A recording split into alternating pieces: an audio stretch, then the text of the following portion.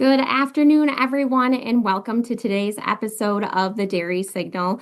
First of all, we just want to thank our national partners as well as Zimpro for sponsoring today's episode of the Dairy Signal. Thank you to Zimpro Corporation for their featured sponsorship of today's Dairy Signal. For over 50 years, Zimpro has pioneered the research and development of performance trace minerals and innovative solutions that improve the health and well-being of animals. Discover their industry-leading tools and solutions at www.zimpro.com. I just want to remind the audience today that, Dr. Olivet is here to answer all questions on pneumonia and her new findings. Please feel free to answer or ask any and all of your questions here today. In the bottom right-hand corner, there are three dots. It will prompt you to put in your name. You can put anonymous, and we will try to get any and all of your questions answered. And with that, Dr. Olivet, I'll have you take it away and do a quick introduction for those our attendees that have not been able to hear you speak before. Well, thank you, Caitlin. I appreciate the opportunity to be here. I've had some great chances to work with PDP over the years and always appreciate the opportunity, especially to interact with folks that are out there on the forefront taking care of these little critters that I've spent the last 15 years of my career really focused on. So I'm a veterinarian at the University of Wisconsin in Madison, and I am in the food animal production medicine section. But as the picture shows, and as if anyone's heard me give talks before, I'm usually spending most of my time with baby dairy cows with a heavy focus on respiratory disease. But over the years, I've really learned that respiratory disease is really just a kind of a symptom of management failure. And so when we see respiratory disease, it's usually because we've done other things wrong along the way. We've allowed that calf to get failure passage transfer or diarrhea, and then it manifests as pneumonia. So I spent a lot of time talking with veterinary students, with veterinarians, with dairy producers, kind of about general calf management and how we can raise a better calf so that she's more productive, more successful further on down the line when she becomes a lactating cow. Awesome. Well, thank you. And I know we want to just dive right in today. So what is new on the horizon to help with detection and prevention of pneumonia in calves? Yeah, I hate to kind of be the bearer of bad news. When I was given this topic or asked to talk about this topic, kind of racked my brain a little bit because I felt like I'm usually talking about the same story over and over again when it comes to dealing with respiratory disease in young dairy calves. And at the end of the day, there still just isn't any silver bullet, right?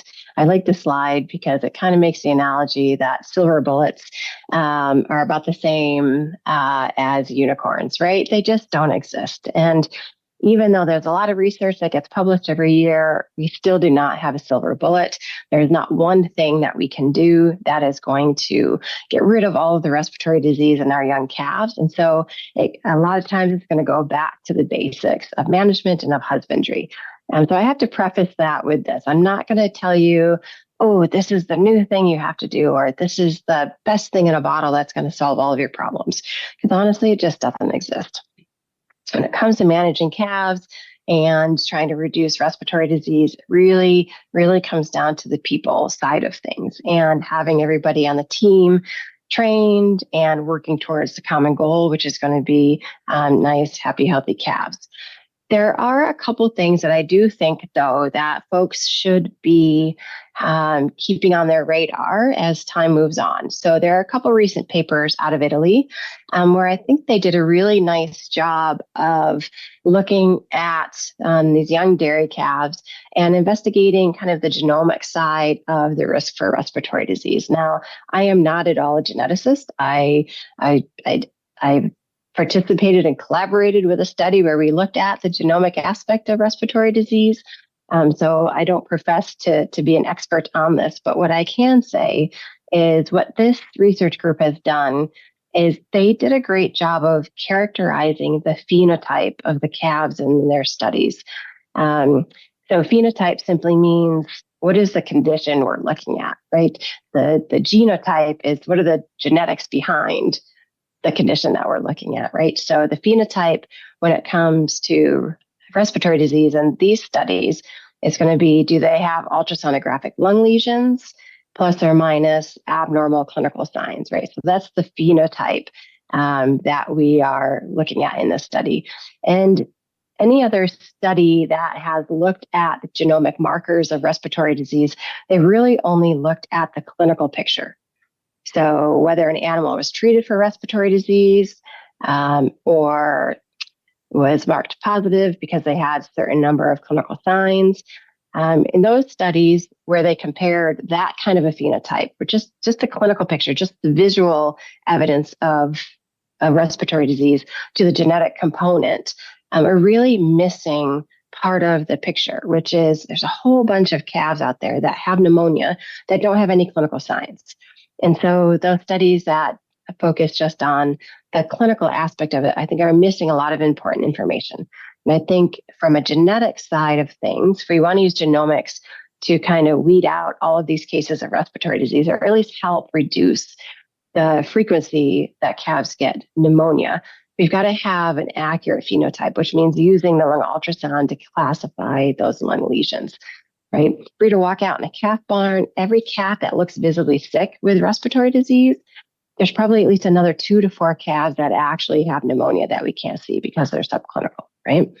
Kind of conversely, when calves look like they have respiratory disease visibly, sometimes they don't. Sometimes they have septicemia. Sometimes they have other conditions. So when studies are only using the clinical picture, they've got some kind of messy data in there because some of those calves that they've called positive for respiratory disease actually are affected with something else, right? So it kind of makes the data a little less valuable, a little less accurate. So the reason that I really liked these 2 studies out of the same group from Italy is because I think they did a great job of classifying who has disease, who doesn't have disease, and then use the genomic side of it to investigate the genetic relationships with those conditions, right? So I think that's just something to be on the look at. We don't know necessarily how to use this information yet from a practical standpoint, from a breeding standpoint, but I really hope, I really think that as an industry, we need to move forward kind of on the genetic side of figuring out how can we build a calf that is more resistant to developing pneumonia, to developing respiratory disease. And I think these studies are a really great start to getting there, figuring that out. All right.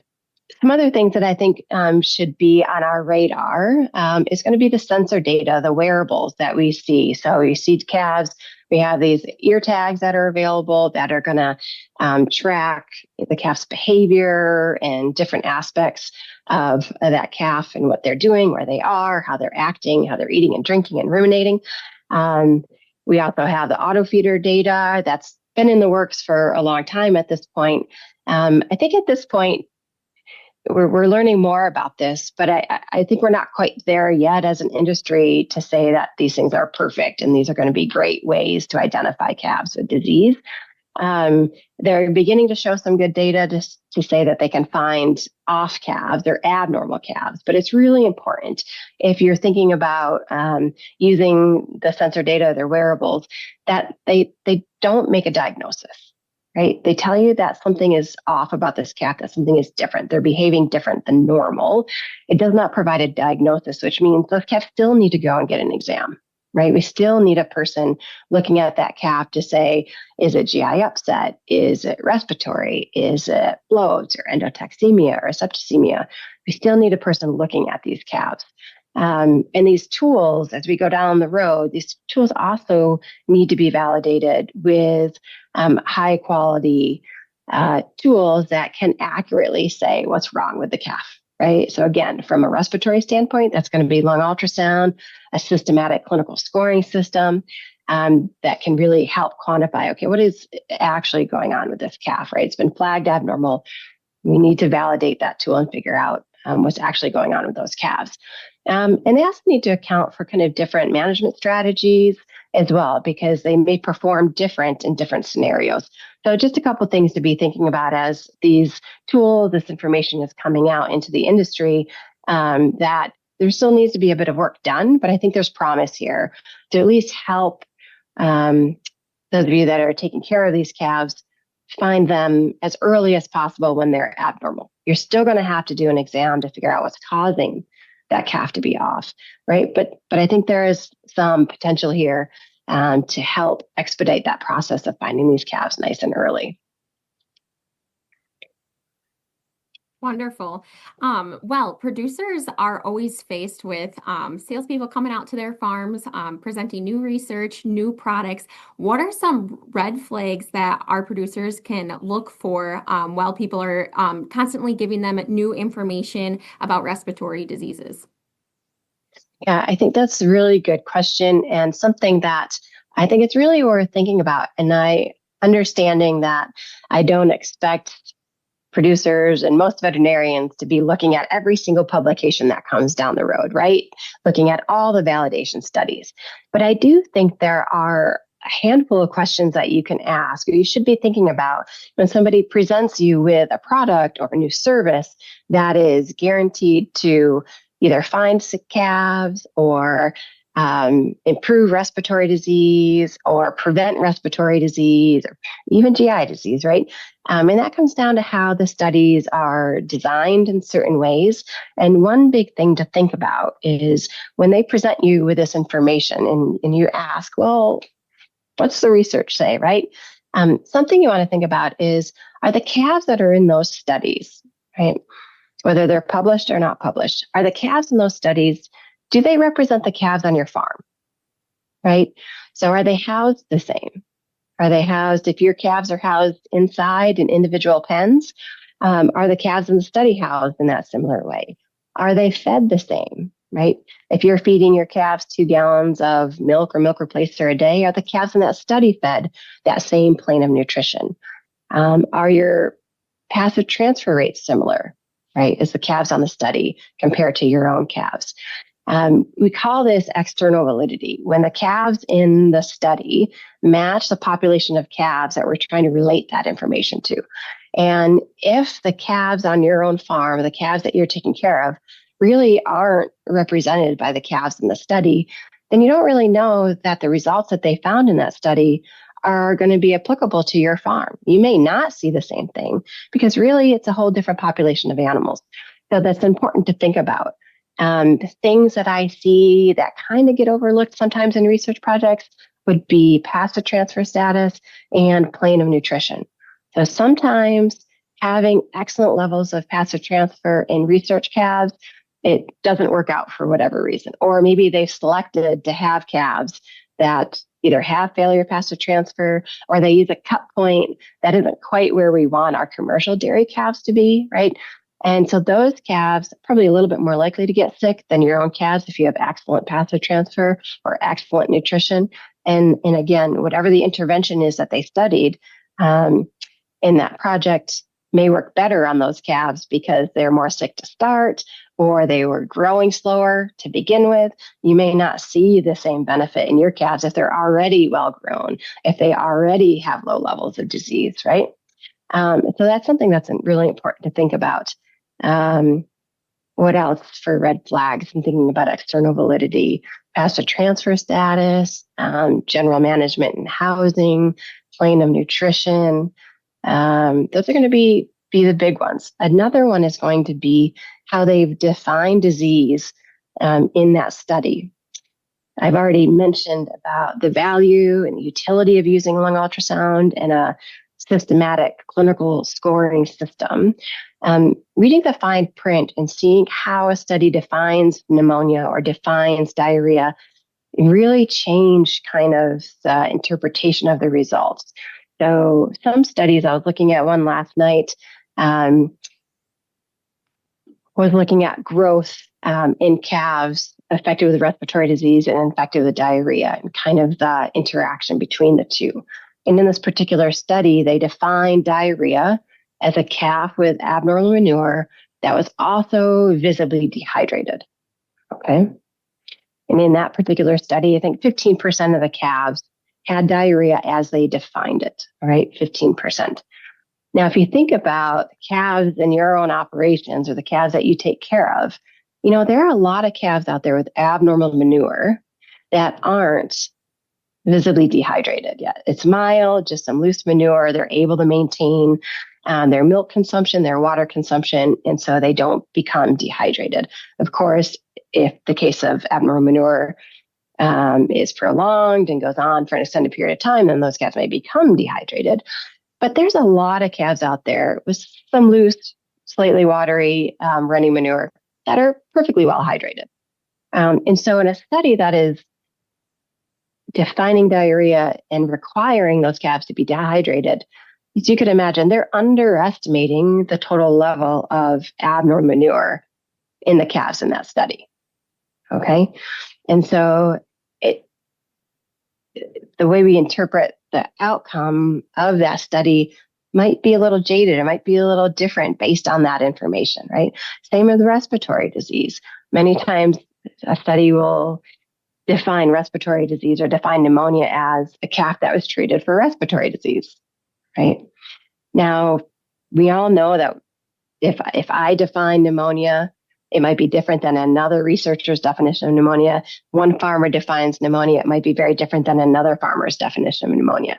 And so when it's something as generic as pneumonia was defined as a calf was treated for pneumonia, that's really vague, right? We don't really know anything about that calf. We don't know if did they have a fever, were they depressed, were they off feed? It's really hard to relate those results from that study to your own farm if you don't even know how they're defining pneumonia in that case, right?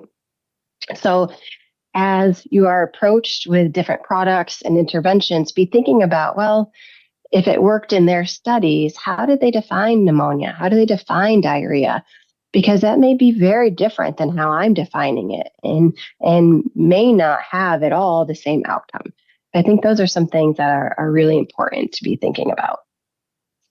So, Dr. Olivet, with your experience, then how would you best define pneumonia for producers and what they're looking for? Yeah, I think, right, I don't have an expectation that every farm employee is running around with an ultrasound, right, to check every calf and say, oh, we confirmed you've got lung lesions, right?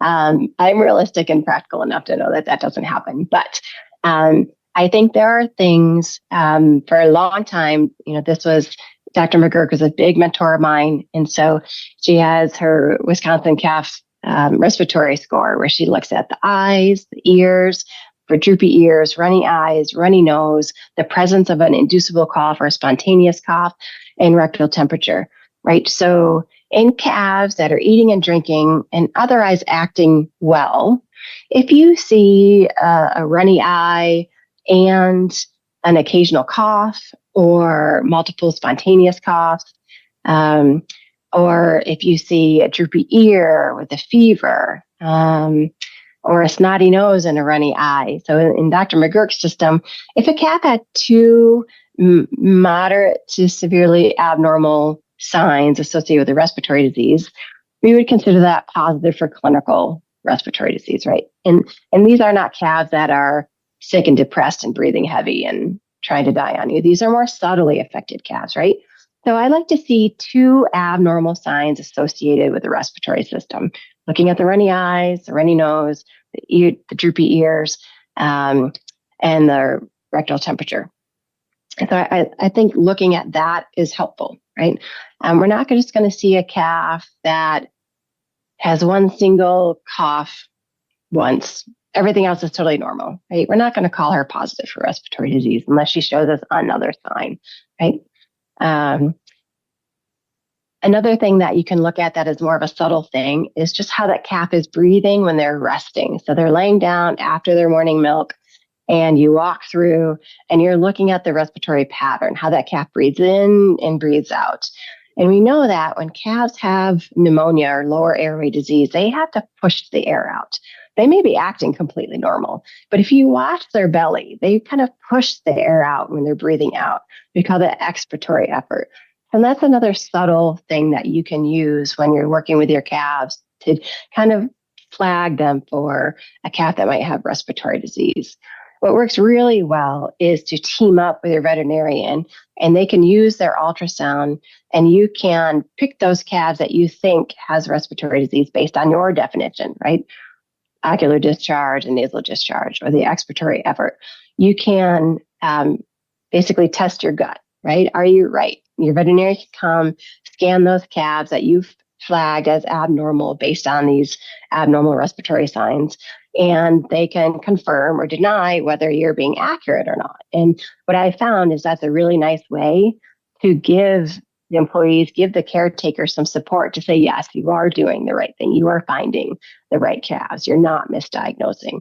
It's really good in the training process. So again, the vet's not going to be out there scanning every single calf every single day. You're not going to be out there scanning every single calf every single day, but they can help get it so that you can trust your clinical impression, right, based on the clinical signs that you're seeing. So I think that's, from a respiratory disease standpoint, what I would be looking at.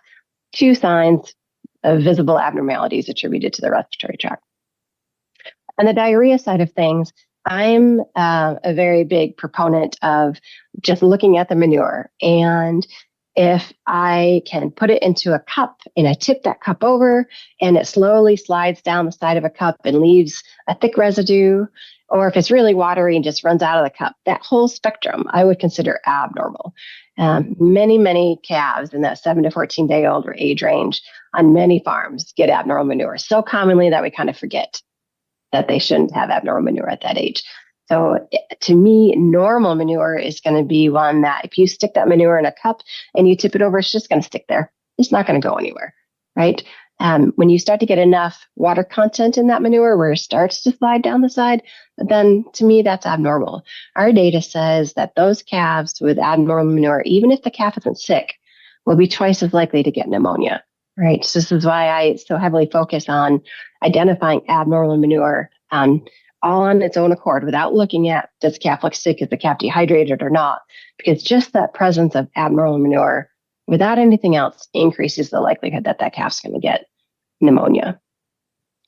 Awesome. Well, it's always a great reminder for us as producers to be able to know what we're looking for, especially with lots of information always coming our way. My next question for you is, what are your top 5 practices to limit some respiratory diseases in baby calves? Yeah, I think it starts right at the beginning and probably even before the calf is born. I think we have to really pay attention to our dry cows, our springers, certain times of the year, certain locations around the country. And when those animals are heat stressed during that dry period, there's growing body of evidence that those calves that are born to those dams are going to be more likely to get sick. They're going to be smaller at birth and they're not going to do as well. So I think about it as breaking the calf before they even hit the ground. So we've got to try really hard to not break the calf before they're born. That's the first step. The second step is thinking about what happens in the first couple of days of the life of that calf. And these are basics. It's going to be making sure they're born into a clean, dry environment where they're not cold stressed and where they have access to high quality colostrum at a level that is going to bring their passive transfer levels up to where we need it to be. So excellent passive transfer, clean environment, and then high quality plain of nutrition. So milk or milk replacer, whichever you're feeding, has to have low bacteria counts, has to be fed in a really consistent manner. So total solids, I like total solids to be fed at the same as what whole milk is when you get it from a lactating cow, 12.5%, 13%. That's what these calves are designed to drink. So anything we can do to keep that calf's gut stable in the first few days to weeks of life are going to go really far to helping prevent pneumonia. I know like putting those two things together sometimes might seem like a little bit of a stretch, but keeping that gut nice and stable so they don't have any GI upsets, they don't have any abnormal manure is going to reduce the likelihood that they get pneumonia down the road. So consistent total solids, not too high of total solids because, man, sometimes that gets hard to mix and then it can be variable and then every meal is a little bit different and then they get some GI upset. We don't want that to happen. And again, a plane of nutrition at a level where they can then grow through that first week of life. So I like to see them up to at least 6 liters within 3 to 5 days of life, definitely by the end of the first week. up to 2 gallons a day, so 8 liters at least, relatively soon after that.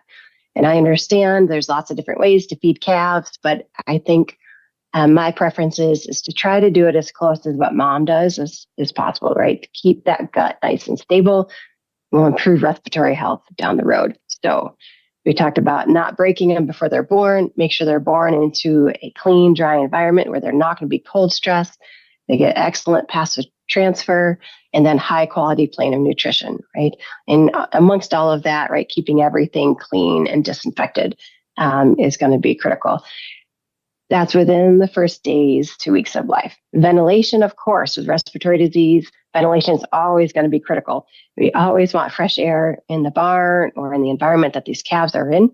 And so we need to make sure that ventilation is appropriate as well. The ventilation side of things tends to have a bit more of an impact on slightly older calves. The GI stuff really tends to impact those calves that are getting pneumonia in the first 10, 14, 20 days of age, right? That's not so much of a ventilation issue at that point. That's a gut health issue in that young calf pneumonia. So, and that's why I heavily focus so much on that age of calf. And if you have calves indoors, individually or group housed calves, the onset of pneumonia tends to be very, very young in those calves. So that's why I'm focusing on those issues. Hutch race calves tend to have pneumonia happening a bit later on, but I think those are really the things that I'm focusing on. You notice I didn't mention vaccines. All of these other factors trump vaccines. Okay, it's so much more important. We have people trained to do the day-to-day tasks of taking care of these calves really well in order to provide the best environment for these calves to succeed in. Again, I mentioned that first slide. There's no silver bullet. There's no magic bottle. There's no miracle-mycin. It's doing the hard work every day, paying attention to the details. And as one good mentor of mine said a long time ago, being better than you think you need to be. It's really what it comes down to. A couple of days of protocol drift in a big dairy, a big operation with a lot of calves can mean a large number of calves that have failure passive transfer, a large number of calves that got dirty milk, a large number of calves that are going to scour and then end up with respiratory disease. So it's really just training, retraining, training and retraining, and making sure everybody understands the importance of what they're doing every day. Wonderful.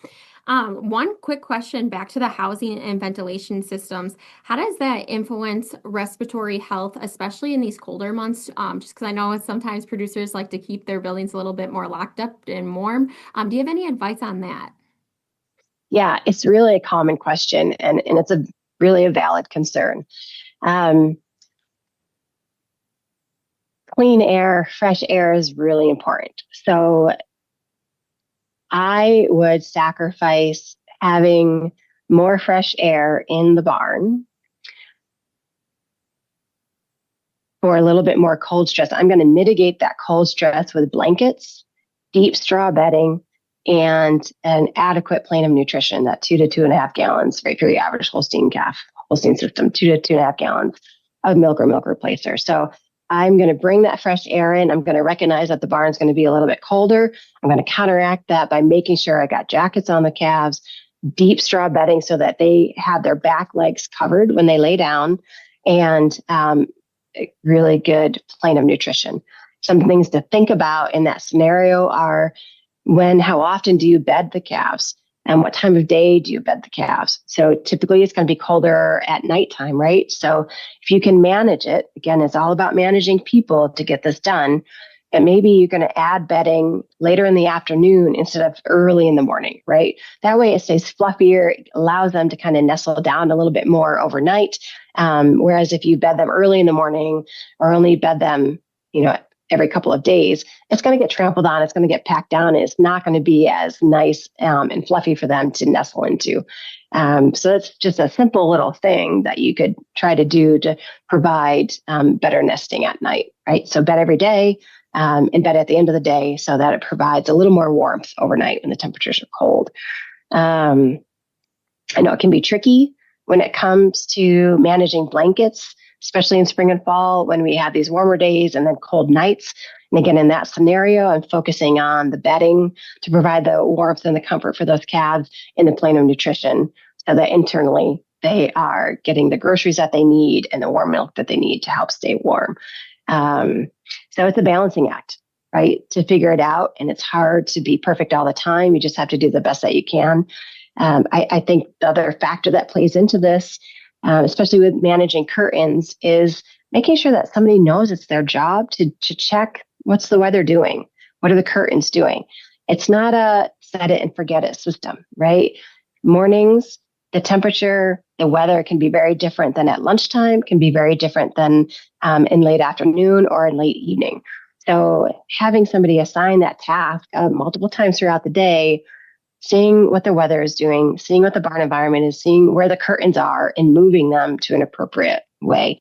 I drive down the road here in Wisconsin, and sometimes go by a farm, and it'll be beautiful sunny afternoon, and I see those curtains are closed, and I was like, oh, somebody's got to go look at those curtains. Like, there's no reason for that barn to be so tight, right? But people get busy and people forget, and you don't think about it, right? You were just dealing with how cold it was last night or this morning. But somebody's really got to go out there and adjust those curtains throughout the day. Some systems have timers and settings, and they can auto correct themselves, but really needs to be a person looking at that and managing that. I know it's hard and takes effort, but again, keeping that fresh air in the barn, I think it's really, really, really important. So from a management standpoint, in training some new employees, maybe some seasoned employees, what are some tips you have for our producers to kind of help train their management team along the cold weather signs? Just because with all the different seasons that Wisconsin has to offer, sometimes that management piece can be difficult. Yeah, I think you first start out just by having those conversations and making sure everyone understands why it's so important, and why they need to pay attention to it. Now, is the question asking, like, what are the specific temperatures that I use to close the curtains, or whether or when to put jackets on or when to put jackets off? Is that kind of the question that you're asking, or is Yes. it more of a generic? Yep. So the curtains, the curtains, I can't give you this many inches open at this temperature. Some folks kind of have their own system in place for that. What I say is, if I'm in the barn, I want there to be enough fresh air, or maybe I'm just a little bit uncomfortable. If I'm comfortable standing in the barn, it probably means it's too tight, right? There's not enough airflow. There's not enough air moving. So I use that. I recognize that I'm going to venture on having a bit more air in there than maybe others. If you have positive pressure tube systems in place, making sure that they're designed appropriately, they're designed in a way to provide a certain number of air changes over a period of time. And so if they're not designed properly, and that's in the face of having the barn all closed up, right, minimal air changes per hour, we want to make sure that those positive pressure tubes are designed appropriately, and are functioning appropriately. When it comes to the jackets, my general rule of thumb is that when it's under 50 degrees, both at nighttime and daytime temperatures, consistently, then I'd be putting the jackets on. It's a lot of work to take them on, put them on, take them off, put them on, take them off when we have the temperature swings in the changes of the seasons, right? Fall and spring. And if you can do that, that's great. But I think if we start wearing jackets when it's above 50 degrees, the calves are going to start sweating underneath there. And we don't want that to happen, because then they get wet and then they are more likely to get chilled. So that's my general rule of thumb, is when it's below 50 degrees consistently, both nighttime and daytime temperatures, then I feel more comfortable putting the jackets on. And you can also focus on the calves most at risk for cold stress, which are going to be the babies, the ones that are from newborns to about 3 weeks of age. Right? Really focus on those calves. As they get older, they can handle the lower temperatures a bit better. If you're really short on straw, focus getting those young calves under 3 weeks to be bedded as well as possible. Same things with your jackets. Make sure that those newborns get the jackets maybe before the older calves do. So there's some things that you can do thinking about who's your most at-risk population and focusing your efforts on those calves during those kind of difficult times of year where you're just kind of getting the ball rolling for handling the cold stress that's coming. And for producers that are seeing constant respiratory issues in their calves, can you again go over kind of the first areas that you recommend reevaluating just from a management standpoint? It's always helpful to revisit that. Yeah, if you feel like you've got this kind of chronic level of respiratory disease, the first thing is just make sure that that is actually what you're dealing with. There are other conditions, especially septicemia, that can mimic respiratory disease. And so you want to know for sure, is this truly pneumonia or is it another condition that looks like pneumonia? Because you're going to probably handle those a bit differently, right? So working with your veterinarian, this is where, again, the lung ultrasound is really critical for helping identify and confirm what you think is respiratory disease and make sure that it's respiratory disease.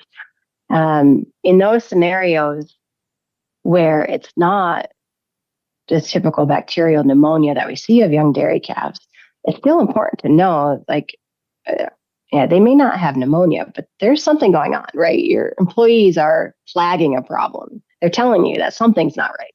Right. So if it's not pneumonia, then you work with your veterinarian to figure out, okay, well, what is it? Right. What are causing these calves to be slow, kind of droopy, maybe not grow so well, right? Maybe it's a dietary problem. Maybe it's a GI issue. Maybe it's septicemia. Okay. So that's the first thing, is confirm what's going on. Make sure that the problem you think it is actually the problem.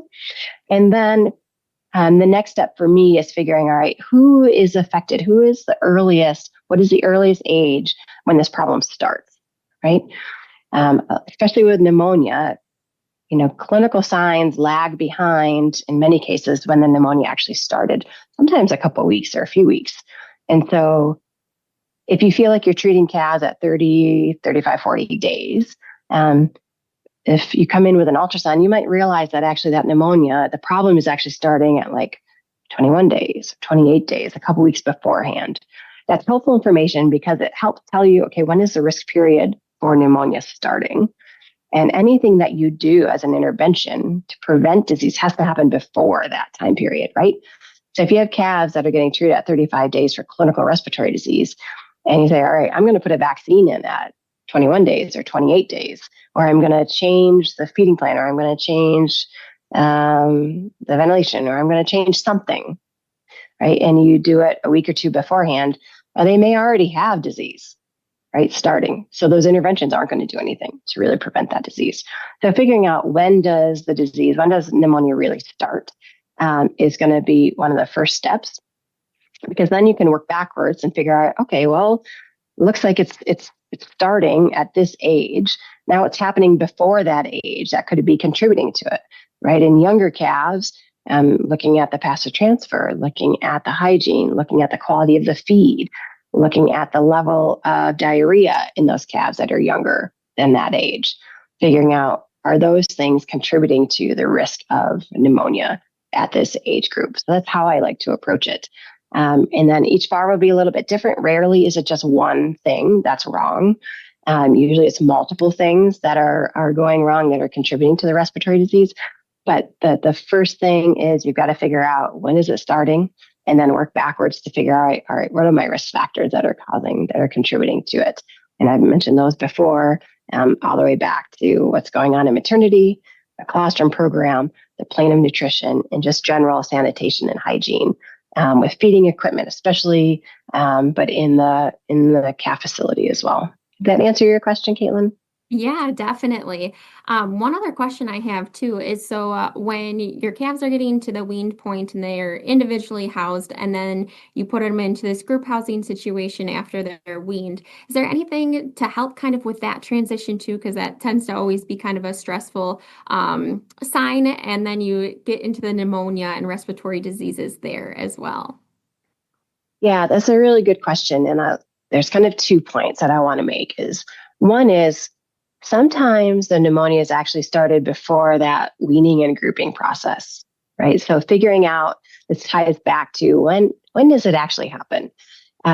If we've got calves that are subclinical when they're weaned, we stress them out with that weaning process, and then we put them in groups, and we give them new friends, and we give them a new facility, all these things, and then they become visibly sick. Sometimes those stressors are just enough to bring out the clinical aspect of the subclinical disease that they've already had, right? So they were smoldering pneumonia cases before you ever weaned. Now you've stressed them out enough where they're going to actually get worse and become visibly sick. So you want to make sure whether or not that's actually happening, right? Because if they're subclinical before you're doing any of that stuff, well, then you need to look well before weaning to solve the problem, to make sure that they're weaning with clean lungs, I will say. The other thing is that if it's, and this applies to both scenarios, where if they're weaning with abnormal lungs or if they're developing new respiratory disease, is in that time period where you're going to be regrouping, really try to have a least stressful weaning period as possible. And so calves are fed 2 to 2.5 gallons of whole milk or milk replacer, at peak or more. They need a relatively long weaning period to transition over to grain appropriately. So those calves really shouldn't be weaned over a week. 2 weeks, probably at a bare minimum. Some folks would say if you could get it out to 3 weeks, you're going to really minimize any slumps that they have in growth, the stress that they feel associated with that weaning process.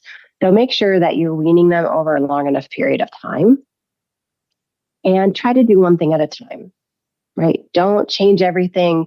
Don't do a bunch of other management process procedures.